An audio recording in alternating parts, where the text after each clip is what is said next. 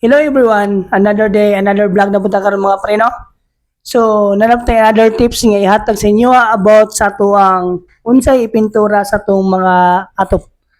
So, karon pre, before ta mag-start, ato sang mag-thank you sa mga nag-follow sa to ano, sa mga nag-like, nya sa mga nag-comment, daghang salamat sa inyo pre.